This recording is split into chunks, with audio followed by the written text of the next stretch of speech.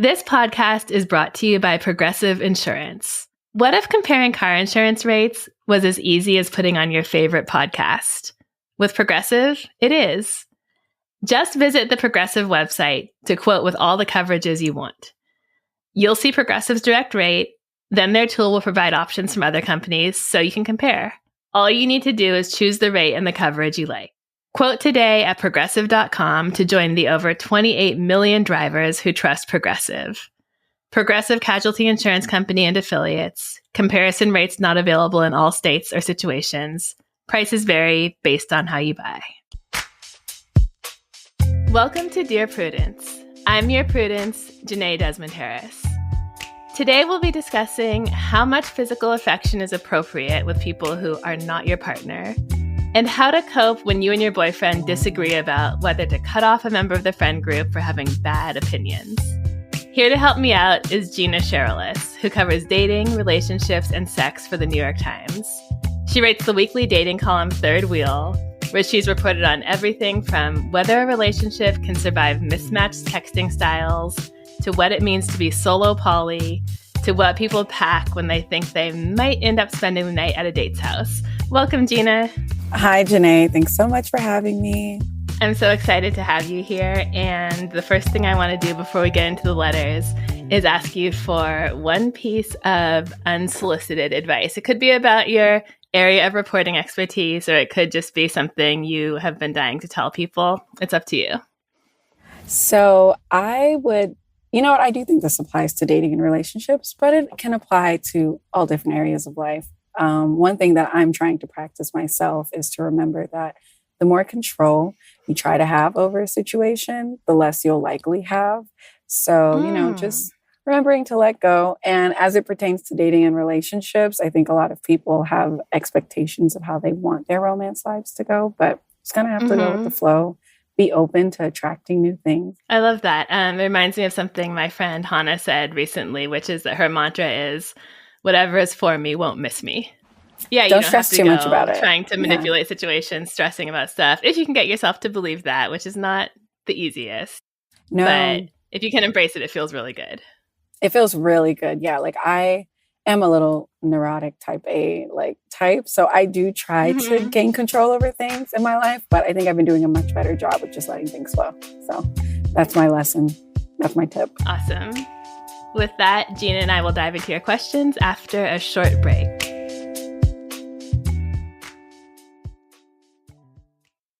Can't get enough Dear Prudence? Then you should definitely join Slate Plus, Slate's membership program. You'll get to hear me answer an extra question every week just for members. With your subscription, you get ad-free listening across the Slate network and unlimited reading on the Slate site, including all Dear Prudence columns, past and present. Go to slate.com/Prudie Plus to sign up. It's just $15 for your first 3 months. Again, that's slate.com/Prudie Plus. Welcome back. You're listening to Dear Prudence, and I'm here with Gina Cherelus. Let's get started with our first letter. It's titled Pretty Problematic.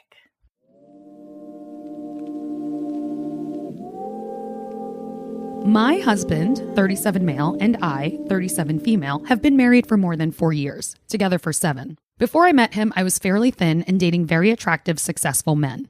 One night, I started re-examining my life. I felt like I always had to be made up when around other people. I decided I didn't like that. I stopped dieting, gained about 35 pounds, started dressing much more casually, and I cut back my makeup routine. Shortly after this, I met my now husband. He is a bit bigger than the guys I normally dated, but I really liked that I could dress casually around him and eat whatever I wanted. I didn't feel like I had to be anything. Then, right after we got engaged, I got a health diagnosis, and the treatment caused me to lose most of the weight I had put on when I stopped dieting. I had started fitting into my old clothes again. I knew I didn't want to go back to my old wardrobe because it was just too much, but I realized my post-weight gain wardrobe just didn't look as good as I would like. So I finally found a nice medium between casual/comfy clothes and looking nice. The one thing I just didn't want to go back to was makeup. So now I just curl my eyelashes, rub my cheeks to get them rosy, and maybe put on some tinted lip balm.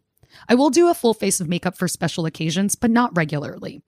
We were out this weekend with our friends, and one of my friends asked a question about makeup. I answered it, which surprised this friend who I met recently and hasn't seen me in much makeup. I explained how I used to wear a lot of makeup. I noticed my husband started acting a little strange, but thought nothing of it. When we got home, he asked me why I stopped wearing so much makeup. I told him, and he said he thought I had, quote, let myself go, unquote, and didn't care enough about him to look nice sometimes. I was shocked. I put way more effort into my appearance than he does, and even more than when we met, just not makeup. I'm feeling very, very self-conscious right now. I am absolutely attracted to this man. But after I introduced him to my friends, a couple of them got very drunkenly honest and told me they thought I was much hotter than him. I don't think I'm much hotter, but I do think I'm more attractive and look more put together even without makeup. And I'm starting to realize I think that influenced my reason to stay with him. I figured I would never have to worry about my looks again if I married him. I honestly just don't know where to go from here. I don't feel like I can tell him these thoughts because I have to admit I think I'm better looking than him. I also have to deal with the fact that I somehow ended up with a man who expects more from my looks than I do. I really need some advice.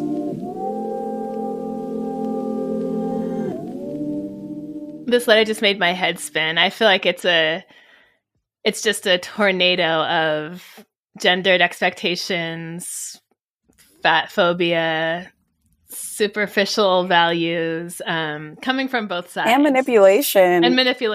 Yeah, I think, 100%. I think this letter writer is not being totally honest with herself about how she might be using her husband. Say more. I think there was a part of it where she said, I felt like I always had to be made up when around other people. And I don't doubt that she's attracted to her husband. I believe her when she said this. But when she said that, she liked that she could dress casually around him and basically not try, it didn't seem like, the reason behind that was because he isn't superficial and he loves her for who she is. It seemed like she was doing that because she's like, well, he's just a schlub. Because he deserves less. He deserves less. Like, I'm like, straight out the womb, hot as hell. So like, I don't have to try hard with him. And that's how she came off. And I'm like, that's so shallow. And it's such a weird foundation to have like your relationship and your marriage stand on. Like, you married this person because you were like, I don't have to try with them. Right. And I think that's what gave me a headache about it, is that I don't have to try is a great feeling to have. But the reason for the feeling here is so disturbing. It's not, I don't have to try because he sees me for who I am and we connect on an emotional level. We love each other's souls and personalities. It's, I don't have to try because he looks worse than other people I've dated and he deserves less effort from me and he should be happy with whatever he gets because, by the way, not even trying, I still look better than him. Yeah. And she tries to justify it by saying like, well, my drunk friends even said he was ugly. So like, it's not just me. That is so insane. First of all, what kind of friend goes, yeah, it was nice meeting your boyfriend. By the way, he's ugly and you're so much hotter than him. What's going on? Yeah, I think that's why she mentioned that they were drunk. But I honestly think that happens. I feel like I personally have a hard rule that like we shouldn't comment on our friends' partners' appearances. Like if we feel like there is a red flag in their personality or their behavior or a compatibility thing, because your friend, cool, share it. But it's not their business whether or not you think they're cute. Right. But you can tell like she cares a lot about it. She cares about appearances. And we actually don't even know the context behind that. Like, did your friends just randomly admit that they thought you were hotter than him? What was the conversation like before that? Did you ask them yourself? That's such a good question because this is a person who thinks a lot about her appearance and the social capital that comes with it and how she compares to other people. So I think you're onto something that maybe the friends didn't bring it up out of nowhere. But I don't think he's perfect either. No. He sees her like, she randomly decides to get all dolled up. And he's like, well, I just thought you let yourself go. You never do that for me. It's like, so he had that expectation. I don't know why he didn't vocalize it before, but she's looking for advice. So, I mean, I don't know. It seems like they clearly have a lot to discuss, but I think she first has to really admit to herself, what really attracted you to this man. Because from where I'm standing, it seems as though you thought he was a safe bet because you see yourself as hotter than him. And like you said, Jenée, therefore he's less deserving of you trying hard because you woke up like this, essentially. I'm glad you made the point about how he's not completely right either. In fact, he's very wrong. The first thing in my notes is you never want to tell your spouse you've let yourself go. I don't care if they haven't showered for 2 months. Don't tell someone you've let yourself go unless you have one of those weird relationships that's just based on brutal honesty. So I absolutely understand the letter writer having a negative reaction to that. Also, Gina, like you said, there's a crack in the foundation of this relationship. It's based on something that wasn't healthy and wasn't respectful. And I think the emotion behind his "you've let yourself go" statement was tapping into his awareness of that a little bit. Maybe behind that statement was him realizing, you don't think I deserve for you to try as much as other people do. And he's married to this letter writer. He knows how much she thinks about looks and appearance and measuring herself against others. He probably gets on some level that she doesn't think she has to try because he's not worthy of effort. If they were dating, I would just tell them to break up. Because, like you said, there's a crack in the foundation. We didn't start from a good place here. You're not together for a great reason, but they're married. They've been together for a long time. I don't know. Do you think there's a way to repair this?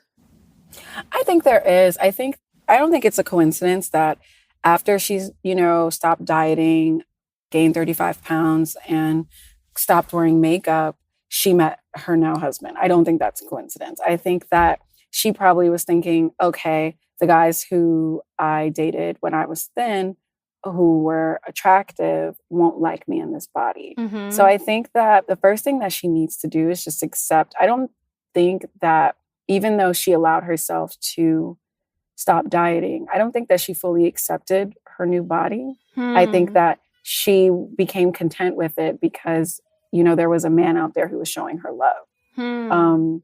So I do think that they both, maybe there's a conversation, because I'm not married. So I'm trying to think. It's like maybe there's a conversation that they need to have about like their own body image with themselves first, and then talk to each other in a very transparent and honest way, no matter how much it hurts, and go from there. I don't know what the result of that will be. Maybe it'll be divorce. Maybe they'll realize like, oh, we're not actually that physically attracted to each other. We just have body image issues that we need to work with. We just have a dysmorphia, or it could be a thing where it's like they come clean to each other. They're honest. They communicate. They apologize. And they start on a fresh, clean slate where they can now move forward and actually repair some of these like twisted ideas of how they view each other. It's a lot. So I'm actually against honesty in this situation. I don't think she should ever be transparent about, I did let myself go, and it's because you look the way you look, and let's be honest, I still look better than you. We're not equally yoked here. I think maybe what she could say to him is something like, so what you said the other day hurt me. Yes, I have stopped wearing makeup. It's been over 10 years. It's not unusual for people's habits and appearance to change over time. I'm doing what feels good to me now. It's not a reflection of how I feel about you. It's a little white lie, but we're just going to go with it. It really hurt my feelings for you to say I let myself go. But maybe we can both start trying for each other. Maybe we can go out once a week or once a month, and you can wear something I like better, or I don't know. Honestly, Gina, I don't know. When you start nitpicking each other, or maybe there's a different angle that's take the physical stuff off the table, and you need to like reestablish your connection based on the non-physical stuff. If you take out looks completely, if you're both blind, what do you love about each other, and what can you do to shore that up and strengthen that, so that that's a good idea. This appearance stuff sort of diminishes in intensity and value a little bit. I'm imagining them going to one of those like dating coaches where you like sit and stare directly in each other's eyes for 2 hours or something. Yeah, or even like I like what you said. It's like reminding yourself why you love them aside from the physical stuff. Even if it's a list of like, I love you because of this, and not because of what he or she does, or what they like provide or how they make you feel, but what makes them great, like, kind of pouring back into them in that way. And I guess for me, I meant being honest in the sense that she should be honest with him. I don't know. From my POV, it seems like this woman has views about herself that she has not unpacked yet. And I think that if she were to have an honest conversation with him about it, not necessarily an honest conversation about how she sees him or that she thinks that, oh, I think I'm just much better looking than you. You should be so happy. A girl like me would even marry a guy like you. Less of that and more like, because she got defensive. She was shocked when he was like, I thought you let yourself go. And I think that was her opportunity to really just get into, well, first, he should never have said that, like you said, and he should apologize immediately after. But I think that's a good opportunity for her to then really explain to him why she stopped doing that. It wasn't because, she didn't care enough about him to look good, but it was because she found herself in a very toxic dieting cycle that was messing with her self-image. And I don't think that, I'm not getting the sense that she's been real to herself about that, because she still has these very like messed up superficial views about her body. So I think that, and I think he does too. I think they both are dealing with, she said it too. I think she said she was feeling self-conscious. So I think that they need to have a conversation about that. She shouldn't insult him and he shouldn't insult her or nitpick, their physicalities. But I don't know. I think there's a lot more here than just like, oh, and I just didn't care what people thought about me anymore, so I stopped dieting. I let myself go. Diets are just hard to keep up with, period. Absolutely. She stopped all the practices of maintaining quote unquote beauty, but she didn't change the underlying feelings. She still feels Perfectly that physical beauty is important and makes you valuable. She's just choosing to focus on it a little less, but she needs to change her thoughts about how it relates to her value as a person and a partner. And maybe a lot of this is done in therapy, not with her husband.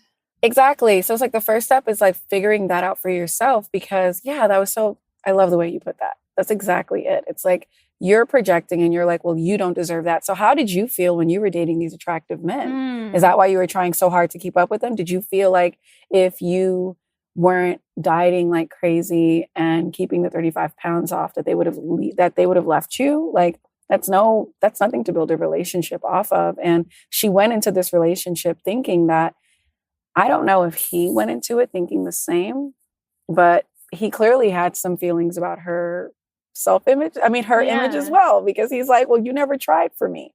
So yeah, they both have some work to do. Yeah. And do it now before you're 10 or 15 years down the road and you're both a lot older. And by conventional standards, both of your looks are out the window. What's going to be left when neither one of you looks good at all? So true. Think about that. You're listening to the Dear Prudence Show, and when we come back, we'll be reading more of your letters. Stay with us.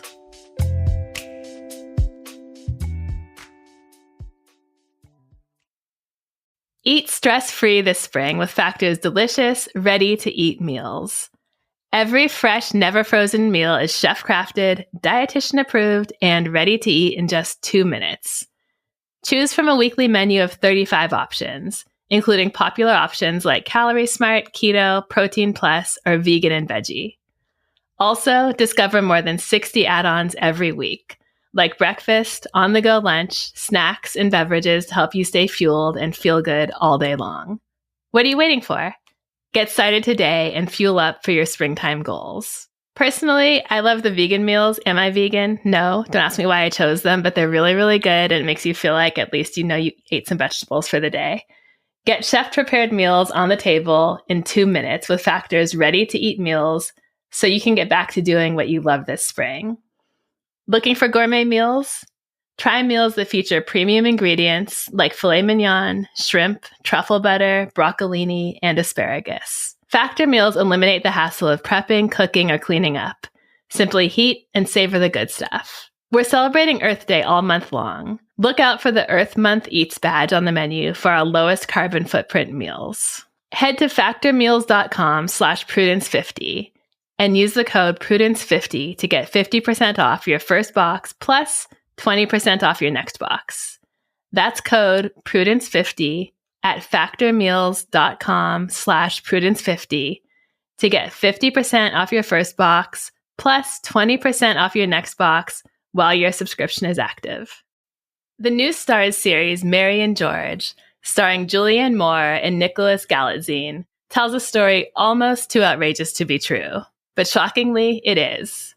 With next to nothing to her name and looking to elevate her social standing, Mary Villiers sets her handsome and charming son George on the path to seduce King James I and become his all-powerful lover. Trust me, you've never seen a mother-son duo like this before. The show is full of wit, scandal, action, and, did I mention, Julianne Moore? Something this audacious and sexy is as genre-bending as it gets. You won't be able to look away. Watch the season premiere of Mary and George now, only on Starz and the Starz app.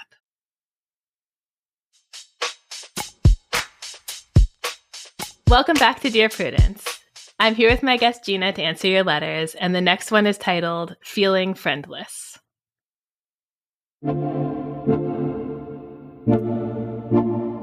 I'm on the verge of breaking up with my boyfriend and ditching my friend group. I'm part of a small group of people who hang out, make short films, and often travel together. But a couple years ago, I had a massive falling out with a former member of the group, Robin. She'd been erratic and unkind before, but the final straw for me was her arguing against the boycott of an event run by someone who had been credibly accused of sexual assault because, in her words, women make up fake accusations all the time. I'm a survivor, something we've talked about at length when she had made similar statements in the past. So she knew what she was saying to me. It was incredibly triggering for me and led to a screaming fight when she kept doubling down. She never apologized and kept insisting I misunderstood her. Most of our mutual friends came down on my side, but struggled to understand that I cannot be around her. I spent a lot of time trying to explain my trauma and why I find her so unbearable to be around. My mom didn't believe me when I told her what her boyfriend had been doing to me, and I was forced to be around him because doing otherwise would have been impolite. Now, I feel like I'm expected to do the same with Robin. My boyfriend recently completed a project that she had a small part in, and he wants to invite her to the premiere. He feels like it will be showing off everything we accomplished. To me, it feels like giving her a pass for her bad actions. I told him that if she goes, I won't. But his response is that I can't avoid her forever, that I'm allowing her to steal my joy by skipping things I know she's attending. I feel like I can't win. Either I'm missing out or I'm stressing out, and I don't want to do either. It also makes me resent my friends and my boyfriend, who don't have the balls to just cut her out, even though they say they agree with me. So I think the letter writer's position is totally reasonable, especially given her trauma and her need to protect herself. 100%. Do whatever you have to do and don't let anyone tell you can't. I also think her boyfriend makes some decent points. I also think his approach is fair, that you don't necessarily have to cut people off 100% because they've said one thing that you think is really problematic. But do you know what I think is so key to relationships? You've got to hate the same people. You have to hate the same people. You have to naturally hate the same people, or you have to really easily radicalize each other to hate the same people. Yeah, it shouldn't take that much convincing. Right, exactly. And it doesn't mean there's a certain set of people who deserve to be hated and cut off and a certain set that don't. You've got to agree as a couple. Because first of all, it feels really good to be supported when you don't like someone and don't want to be around them. And it feels, as we know from this letter, it's really painful and offensive when someone doesn't get behind you on that. And for practical reasons, if you're going to be living a life together, you have to decide who's in your space. No one wants to have weekly fights about who we're going to hang out with, who gets to come over. You have your friends I don't talk to because I don't like them. That just won't work. So I think it's actually a slight sign of incompatibility that they're not seeing Robin the same way. I agree 100%. I feel so bad for this letter writer because I can tell just by her mentioning briefly that her mom would force her to hang out with a boyfriend that made her uncomfortable because it would be impolite, that she really is trying to resist those people-pleasing expectations, and that what Robin did to her triggered her in some way. And she expects support from her boyfriend and her friends, which is valid. And yeah, I'm of the mindset that, it's difficult because my first reaction, I'm not going to lie, listening to this was like, yeah, cut her off. And maybe to Robin, because if you're a survivor, if sexual assault is something that affected you so directly and you have a friend who will say things like, women make up fake accusations all the time. Like, of course, people lie. We know that. But that can be a very triggering statement for someone who survived sexual assault, who might have been doubted before in the past. Yeah, I can't lie. My first thought was like, yeah, this person doesn't need to be in your life if they're going to make you uncomfortable. And your friends shouldn't expect you to share space with that person. They've moved into a different category of friendship.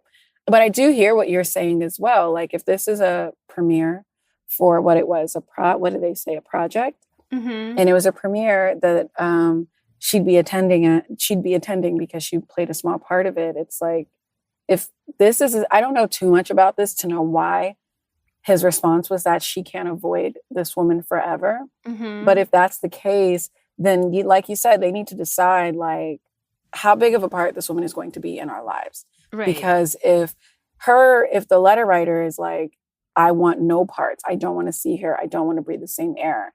And he's like, oh, if we're at some big award show or an event or a festival, then you just have to deal with her, then yeah, it's a huge incompatibility issue. Because if her opinion was enough to make her feel that uncomfortable, then I don't know if there's a way to repair that unless she actually sits down with Robin and, without the shouting, without the yelling, they're able to come to an understanding. Robin can apologize and they can fix it. If they can't, then the expectation that her friends and her boyfriend have, I think it's impossible. I think you're right. I hate to see the letter writer losing her whole friend group over this.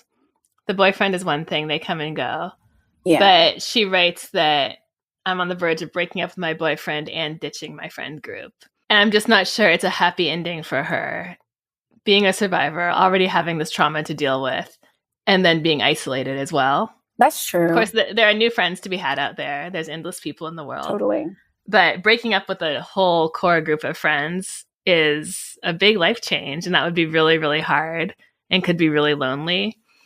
So I just wonder if there might be a middle ground that's not embracing Robin, not forgiving Robin, not accepting Robin, but also not leaving the friend group or completely refusing to go to events. Could we just implement the extreme cold shoulder? Not speaking to her, not listening to her. Well, what did she say? She said they hang out, they travel together, and they're a small group. I don't know if I think that might be hard. Yeah. And I see that she said, like, most of their mutual friends were on her side, but they struggle to understand why they can't be around her. She didn't include this in this letter, but I wish she explained why. Like, what is so great about what's so great about Robin? She said, like, she'd been erratic and unkind before. She really just kind of focuses on the negatives about this person. But I'm just so curious why it's so hard for her friends to cut her off. Like, what is she? That's a really good question. Yeah. Is she paying for everything? Is she really kind? Is there a Jekyll and Hyde situation happening? Like, I know that people have a lot of strong opinions on when it comes to sexual assault, when it comes to accusations and allegations of sexual assault. And I'd be curious to know her friend's justification for still keeping Robin around. If I had to guess, I bet it's just, we have this group, we need a certain number of warm bodies to be at the event, to be on the trip. She's fun. She's always been there. And that might be Robin's core group as well. So they might not want to abandon her. Like, because the same way you describe, like, losing your whole friend group at any age is extremely isolating. And it's really tough to dig yourself out of that. Like, it'll take a long time to rebuild. So they might have empathy there where they're like, well, we don't want to cut her off because then who will she have? Even though, because I think on varying levels, we all just have friends in our lives who aren't for everyone. But we find reasons to love them and we deal with their shit. I wouldn't be surprised if that's what's happening with Robin here. Do you feel like there's a time when you kind of age out of the friend group and move toward more individual friendships? I think that happened for me a little. So obviously everyone in high school or college has a friend group, or most of us do. But sometimes as you get older, you might reflect on that group and realize, okay, we were all thrown together because of circumstances, living in the same dorm or working in the same office or whatever it was, and we were pretty young. And maybe we all wouldn't have chosen each other individually. based on our individual qualities and compatibility. And so maybe letter writer, if you can get on board of that way of thinking about friendships and transitions, maybe this is a moment for you to start to transition to a hand-picked set of friends who really reflect your values and really treat you well, rather than this group that's existed for a while and that is giving you signs of mismatch and of not really respecting you and treating you the way you want to be treated. So I'm convinced now that it's okay to move away from the group, but I just want to say at least have one or two other people in place to replace these relationships for company and for understanding. And hopefully they're deeper connections and more compatible connections. Yeah, I agree with that. There have been points in my life where I was like the floater friend. Like I was a part of different like friend groups that from my POV seemed a lot closer. Like in their group, but they were very welcoming of me. Like we could hang out.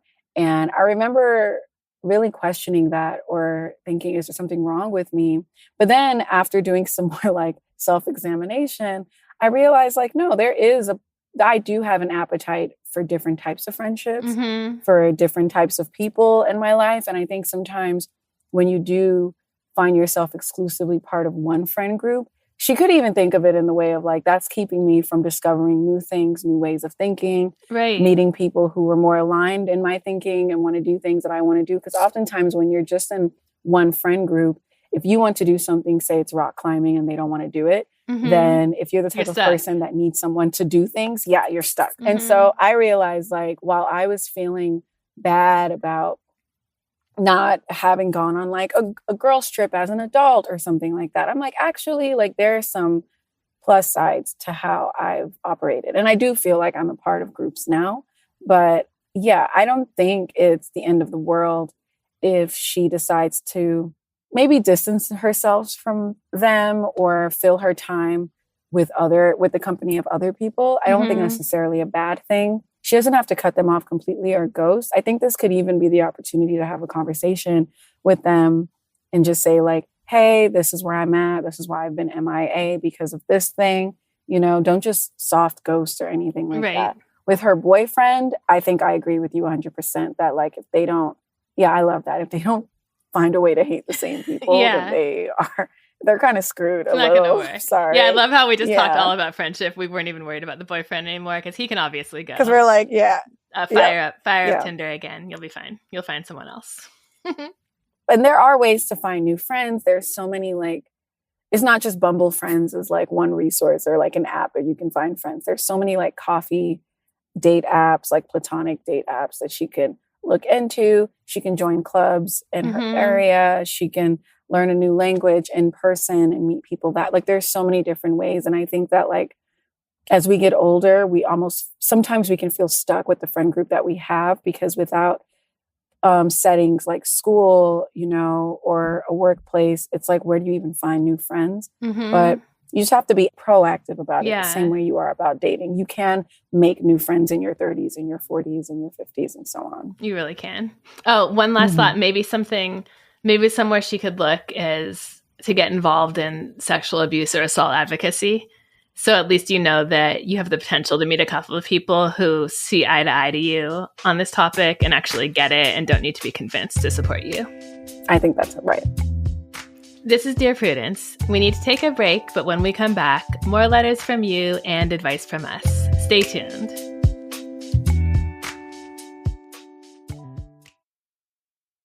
This podcast is brought to you by Progressive Insurance.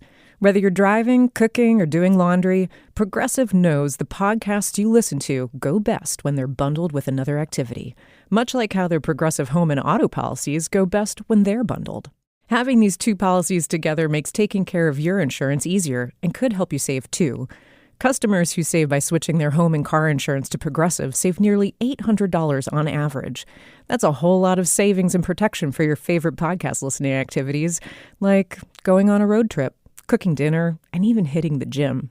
Yep, your home and your car are even easier to protect when you bundle your insurance together. Find your perfect combo. Get a home and car insurance quote at Progressive.com today. Progressive Casualty Insurance Company and Affiliates. National average 12-month savings of $793 by new customers surveyed who saved with Progressive between June 2021 and May 2022. Potential savings will vary. Adultish is back. And this season, we're talking about standing up and learning how to take a stand for issues on the minds of young people, like book bans. The book banning side, they have an incredibly well-oiled machine. Filling in food deserts. We have 3 community colleges where we either provide food boxes or an actual operating farmers market. And what's affecting young people's mental and emotional health. Pressures of school, friendships, from romantic relationships, pressures from family. New episodes of Adultish from YR Media drop every Thursday, so subscribe wherever you're listening now. I'm Jenée, and you're listening to Dear Prudence. Gina, are you ready for our last letter of the day? Sure, let's do it.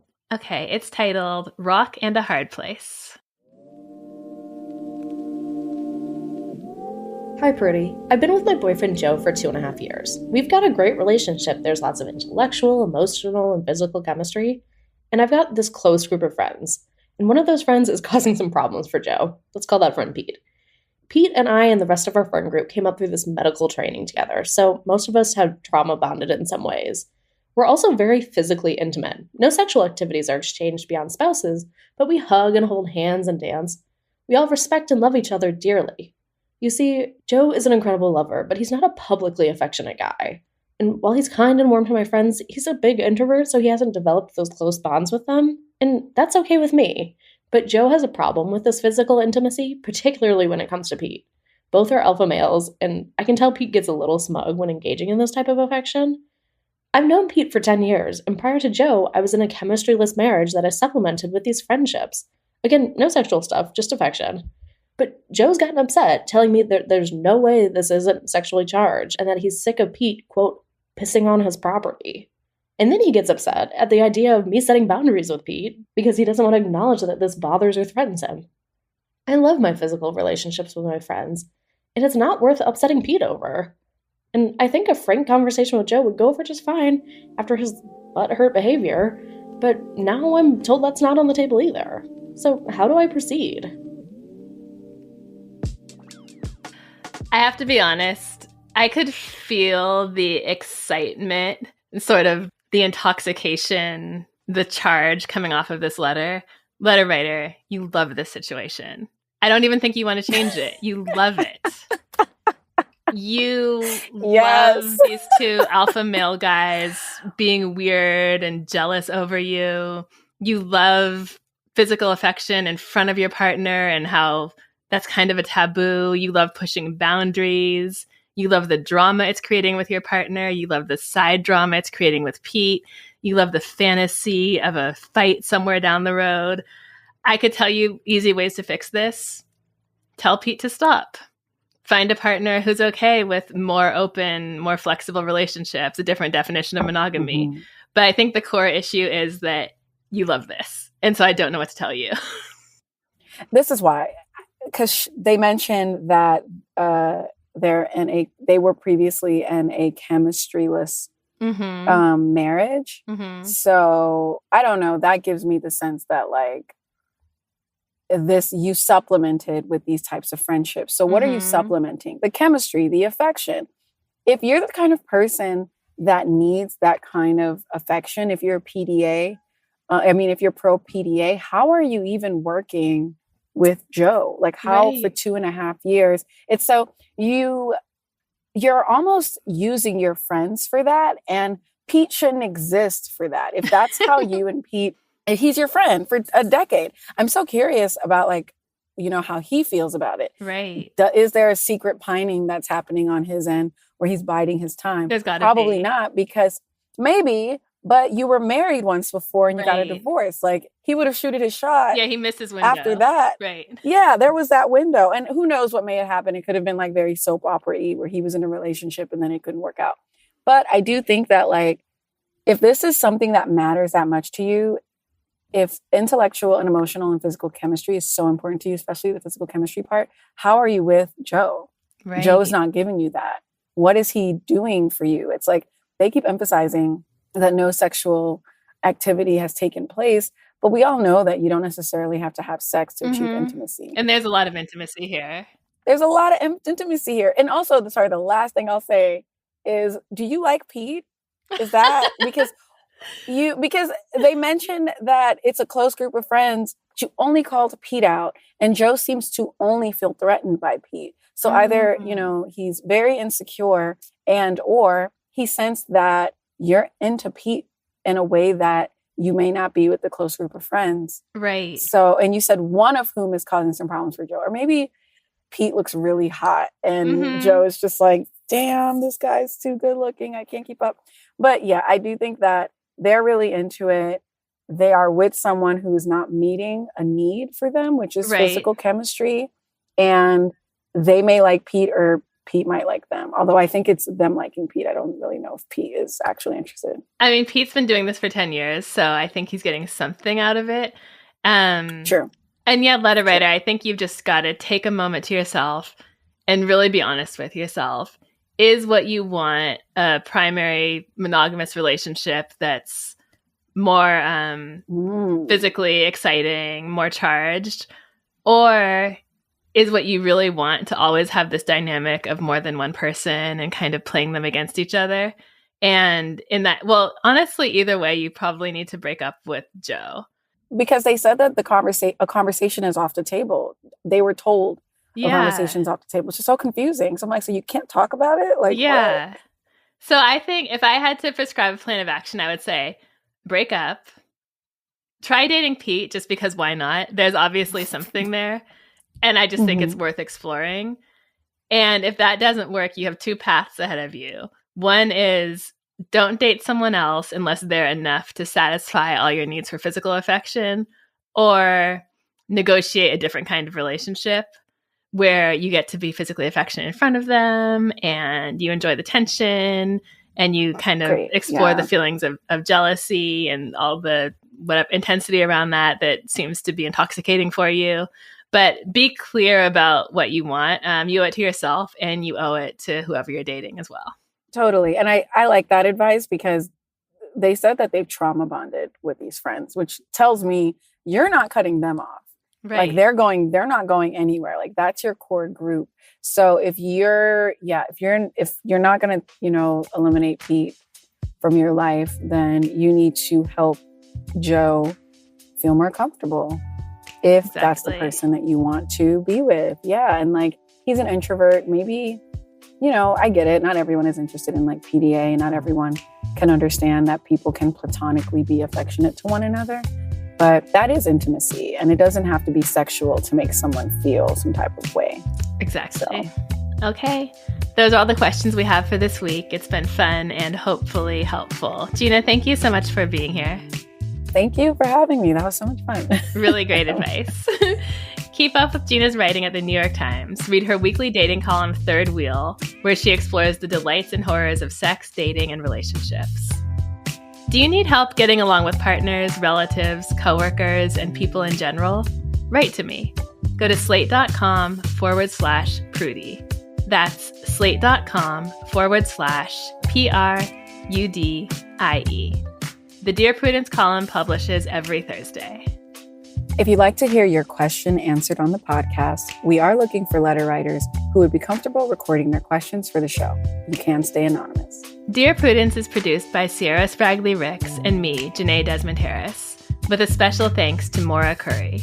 Editorial help from Paula De Verona. Daisy Rosario is senior supervising producer, and Alicia Montgomery is Slate's VP of audio. I'm your Dear Prudence, Jenée Desmond-Harris. Until next time.